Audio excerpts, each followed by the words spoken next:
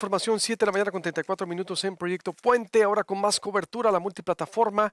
Les recuerdo, estamos en el 89.9 en Nogales, en @Nogales, estamos también en Hermosillo, en Cajeme, en Cananea, en el 101.1 FM en Hermosillo también, y en el 88.1 FM La Voz del Pitic, 89.9 FM en Nogales, en el 104.7 FM La Poderosa en Cananea. Saludos, buenos días, y en Cajeme 96.9 FM Estudio, y por supuesto a todo el sistema estatal con presencia en Arizona y a nivel nacional que usted conoce de Proyecto Puente. Oscar Balmen, un periodista especializado en temas de delincuencia organizada, de seguridad, desde la semana pasada, bueno, siempre ha estado al pendiente ahí de Sonora, siempre datos extras adicionales para entender qué ocurre. También en lo de Querétaro creo que lo podemos aprovechar, y la semana pasada escribía cuando corría lo de Caborca. Abro hilo para darle el contexto de las noches de terror que sufren los habitantes de Caborca. ¿Por qué un municipio árido, aburrido y de menos de 65,000 habitantes está en la mira de las grandes empresas criminales? Que esto impacta a Pitiquito, que esto impacta a los corredores de Sonora. Mi estimado Oscar Balmen, qué gusto tenerte por acá. Bienvenido a Proyecto Puente. Le recuerdo al auditorio, suscríbase al canal de YouTube, es gratis, a cualquier hora del día nos ve en vivo, o bien a cualquier hora del día en su teléfono, su dispositivo celular, su pantalla plana, como Proyecto Puente en YouTube. ¿Cómo estás, apreciado Oscar? Bienvenido, buenos días. Qué gusto, Luis Alberto. Muchas gracias por la invitación. Gracias, gracias. ¿Qué está ocurriendo en Sonora? Porque ayer hablábamos en Pitiquito, azota, según nuestra fuente periodística, la violencia, secuestros, es decir, es un corredor que se ha vuelto complicado, ya lo era, el triángulo, es decir, ahí el paso por Altar, Caborca, es decir, y el Pitiquito, el Sázabe en sí. La Comisión Nacional de Derechos Humanos hace 10 años lo ubicó como uno de los puntos de riesgo para tráfico de personas, pero hoy se ha vuelto más complicado, Oscar. Claro, yo creo que lo que vemos es la consecuencia de que Caborca se ha convertido en una especie de joya perdida, digamos, de algún modo, del grupo del crimen organizado, principalmente por su ubicación. Yo explicaba en este hilo que tú amablemente citas, Alberto, que se trata todo en realidad de las carreteras, de los caminos que pueden llevar a justo estos poblados como el Sázabe, Los Adobes, Chulavista, como Altar, donde realmente se lleva a cabo la actividad de la narcoeconomía. Caborca, por su ubicación, conecta justamente vía carretera con tres de los poblados que tienen los negocios más importantes para el crimen organizado: el tráfico de drogas, el tráfico de armas y el tráfico de migrantes indocumentados. Es decir, en realidad el gran negocio está en... A ver, volvemos por favor a contactarlo. Nos está describiendo el negocio en que se han convertido el Sázabe y ese corredor, y dónde estaba el gran negocio. Se cortó la comunicación porque Sonora no estaba con estos índices de seguridad, usted sabe, con estos índices de la delincuencia organizada y muy bien organizada, pero que ha llevado a perder la tranquilidad en algunos territorios, sobre todo lo que ocurría ayer en Pitiquito, que es prácticamente el mismo corredor, es la misma zona, y que prende las alarmas, por supuesto. Me decías, Oscar Balmen, el gran negocio está en donde, ahí se cortó. Perdóname, Luis Alberto, No, las hombre, fallas técnicas que luego suceden. adelante. Segunda, los tres grandes negocios criminales de los mercados negros en México están prácticamente en el tráfico de drogas, el tráfico de armas y el tráfico de migrantes indocumentados. Y lamentablemente, por la ubicación, Caborca conecta hacia el norte con estos poblados que tradicionalmente están ligados justamente a esas actividades. Y son poblados que lamentablemente, por más que el discurso oficial quiera decir que no, viven de esta economía ligada al crimen organizado. En el Sázabe, por ejemplo, en Sonorita, en la zona conocida como la Ladrillera, prácticamente todos los negocios dependen de la actividad económica que traigan los polleros o los coyotes, o como se les quieran llamar. Y a partir de eso es que muchos presidentes municipales, muchos regidores han visto una especie de mal necesario en empoderar a estos grupos criminales para que el poco dinero que existe ahí se pueda mover a través de estas actividades. Yo ponía el ejemplo de que en el Sázabe, por ejemplo, y eso no va a dejar mentir la gente que vive ahí, los garrafones se venden pintados de negro. Los garrafones de agua de plástico, se les pone una especie como de spray de laca negra, justamente porque los principales consumidores de ese producto son migrantes que son cruzados de manera indocumentada por gente de la delincuencia organizada, y para tener agua en el desierto y que la luz del sol no refleje en el plástico, entonces se les pinta de negro. Y así hay muchísimos otros productos, como por ejemplo plantillas para los tenis o para los zapatos, con el objetivo de que no vayan dejando huellas en el desierto y no sean identificados por la Border Patrol, que te indican que estos son poblados que viven de una narcoeconomía, que además son alentados por las propias autoridades, y yo creo que ahí está el gran drama de Caborca, que al norte tienes la llegada a estos poblados donde viven estas tres grandes tráficos ilegales, y por ejemplo al sur tienes caminos que conectan con el puerto de Guaymas, en el Golfo de California, a donde llegan precursores desde China, donde se crean drogas de alta demanda para Estados Unidos como metanfetaminas o fentanilo.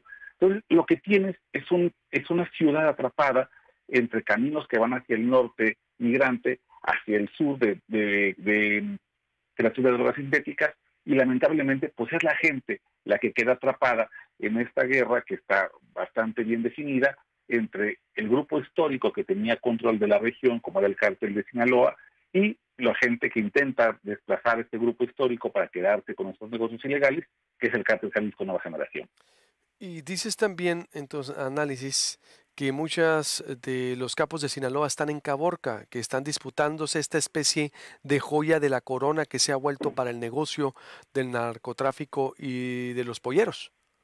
Sí, claro, porque además Caborca es una ciudad con vida económica. Yo ponía en el hilo una ciudad árida y aburrida, y no por eso quería decir algo terrible, sino que simplemente comparado con las grandes ciudades del norte del país, pues no tiene esta vida nocturna o digamos una vida turística tan pujante. Sin embargo, es una ciudad con una vida económica interesante. Tienes restaurantes, tienes constructoras, tienes moteles, empresas grandes, y los grupos criminales necesitan justamente esta infraestructura económica para poder lavar el dinero que les llega de estas tres actividades ilegales que te comentaba, que básicamente, pues evidentemente se hacen a partir de dinero en efectivo, porque el dinero en efectivo siempre es anónimo. Así que el que tengas estas empresas legalmente establecidas te permite además lavar el dinero de mercados ilegales e incursionarlo dentro del sistema legal mexicano.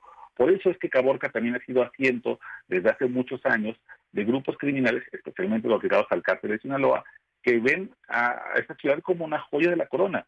Tienes caminos hacia el norte, hacia la frontera, caminos hacia el sur, hacia un puerto marítimo. Tienes además conexiones hacia otros estados interesantes. Tienes además una cercanía estratégica con el Triángulo Dorado. Y al mismo tiempo tienes empresas para lavar el dinero que te llega en efectivo. Así que por donde se le vea, Caborca es un lugar muy apreciado por las empresas criminales. Y por eso se ha complicado también todo Sonora, porque eso es Caborca, pero en Cajeme no cesa la violencia, en Guaymas, es decir, ¿eso explica también el conflicto entre bandas en Sonora? Yo creo que sí. Yo creo que, como dicen los agentes de bienes raíces, lo más importante a la hora de hacer una inversión es la ubicación, la ubicación y la ubicación. Y lamentablemente Sonora tiene la característica, para bien y para mal, de ser un paso estratégico en el Pacífico, conecta hacia una frontera con los mercados ilegales de drogas más importantes del mundo, que es Estados Unidos, y al mismo tiempo con puertos marítimos donde la economía es brutal. Es decir, nadie que pensara en la lógica criminal y de empresa criminal podría dejar fuera a Sonora como parte de sus planes de expansión. Es una tierra maravillosa, es una tierra fértil, con una economía pujante, y eso es lo que los grupos criminales intentan. Los cárteles, a diferencia de los grupos terroristas, no intentan destruir al Estado, no intentan apoderarse de ello. Es más, intentan servirse del Estado, y para eso necesitan una economía pujante que tenga carreteras en buen estado, aeropuertos que tengan vuelos nacionales e internacionales, necesitan empresas pujantes donde haya mucho flujo de efectivo, porque todo eso finalmente les sirve para poder llevar a cabo los planes de expansión y de recaudación de sus empresas criminales. Bueno, ¿y qué tendría que pasar si se ha vuelto así, Oscar, esto? Pero, a ver, se me atraviesa un corte y puedo volver contigo, Oscar, si me Claro que sí. permites. Estoy hablando con Oscar Balmen, periodista especializado a nivel nacional en delincuencia organizada en grupos armados, vaya, y una de las principales voces para entender qué ocurre en diferentes puntos del país y que le ha dado mucho seguimiento al caso Sonora. Vuelvo con él para finalizar aquí en Proyecto Puente y también lo que ocurrió en Hermosillo, en Guaymas y mucho más. Volvemos, estamos hablando con el periodista Oscar Balmen, especializado en temas de seguridad a nivel nacional, que conoce muy bien de lo que ocurre en Sonora, por cómo es que nos convertimos en algo atractivo también para el crimen, para la frontera. Recuerdo cuando recién empezaba esto por allá y las autoridades también reconocieron lo que sucedía en Sonora, pero no con estos niveles. Oscar, ¿qué se tendría que hacer o qué ves tú? Porque, bueno, ya empiezan a reaccionar las autoridades. Desgraciadamente hubo bajas la semana pasada ahí en Caborca, precisamente en el epicentro, Pitiquito azotado, asediado por la violencia. ¿Qué tendría que ocurrir o de acuerdo a las otras experiencias, Oscar Balmen, para finalizar aquí en Sonora? ¿Qué estás viendo tú? Mira, yo creo que hay que entender la diferencia entre la existencia de una autoridad y la presencia de la autoridad. Por ejemplo, la Guardia Nacional está proyectando 8 cuarteles en Sonora, en Bavispe, en Moctezuma, en Hermosillo, el de Pitiquito y el de Nogales, Cajeme, Guaymas y Navajoa. Y eso podría parecer muy atractivo en el papel, cada vez una mayor despliegue de fuerza militar, pero lamentablemente esto no se traduce en una pacificación del territorio, porque lamentablemente cuando viene un enfrentamiento entre grupos armados, lo que la gente hace de manera natural es marcar a los teléfonos de emergencia, solicitar la llegada de la Guardia Nacional, y esa es una historia lamentablemente común, nunca llegan. No hay una presencia dentro de las calles. Y ese me parece que el gran reto que tiene que atender no solamente el gobierno estatal, sino el federal. El hecho de que tengas más cuarteles y más personal y un mayor despliegue de fuerza no está garantizando que haya una pacificación en las calles, porque a la hora de los trancazos no se está presentando la Guardia Nacional a las calles, no está llegando a pacificar, llegan 30, 40, 2 horas tarde el enfrentamiento, y para cuando llegan solamente hacen el trabajo del conteo de cadáveres. Me parece que aquí hay un gran reto en cómo se puede implementar toda esta fuerza que tiene la Guardia Nacional, que es definitivamente mucho mayor y superior a la que tienen los grupos del crimen organizado, para poder realmente pacificar una región. Y al mismo tiempo, que esa presencia no se traduzca en una mayor violación a derechos humanos. Esto además lo hemos visto, Luis Alberto, durante 15 años de la guerra contra el narco, cuando hay una ocupación militar en alguna región que está muy encendida por los grupos del crimen organizado, puede haber una aparente disminución de los delitos de alto impacto que más afectan a la población, que es el homicidio, la extorsión o el secuestro. Pero conforme bajan esos niveles de delitos, aparentemente, lo que viene es después una ola de violaciones a derechos humanos, de acciones terribles que pueden hacer las Fuerzas Armadas, y entonces simplemente cambias un mal por otro. Yo creo que ahí es el gran reto. ¿Cómo y que la existencia de la Guardia Nacional se traduzca en presencia real sin aumentar los niveles de violaciones a derechos humanos? Ahí es el gran reto, me parece, el que lamentablemente todavía se ve lejos que Sonora pueda llegar a cumplir este ideal, digamos, de presencia con respeto a los derechos humanos. Respeto a los derechos humanos y coordinación, ¿no? También porque es Guardia Nacional, es Policía Estatal, es Policía Municipal. La Policía Municipal prácticamente corre en Caborca, es decir, casi inexistente. Claro, y es inexistente porque no tienen los elementos para hacerlo. Después hablaremos, de todo caso, de las complicidades de las comisiones criminales. Pero de momento es casi natural que cuando se enfrenta una policía municipal a un grupo del crimen organizado que tienen además un arsenal brutal, que tienen los recursos humanos, técnicos y materiales, pues le rehuyen al enfrentamiento porque saben que están en una desventaja casi homicida. Es decir, también, claro, por supuesto, tiene que haber una mejor coordinación, pero siempre tomando en cuenta que la responsabilidad de frenar la delincuencia organizada está desde la federación. Ahí están perfectamente delimitados las atribuciones y las facultades, y no se ha entendido que para pensar en un real freno de la delincuencia organizada se necesita primero que haya una presencia decidida de parte del gobierno federal, y no únicamente el acto de cortar el listón y de tomarse la foto y decir, tenemos 8 cuarteles de la Guardia Nacional. Hombre, pero si a la hora de los trancazos nadie sale a defender las calles, pues de poco sirve, ¿no? Sin duda. Pues ahí está la información. Te agradezco mucho, Oscar, y pues como siempre te seguiremos consultando si nos permites, porque esto pues va a seguir y hay muchos ángulos de aquí a nivel nacional de lo que está pasando. Te mando un abrazo, muchas gracias.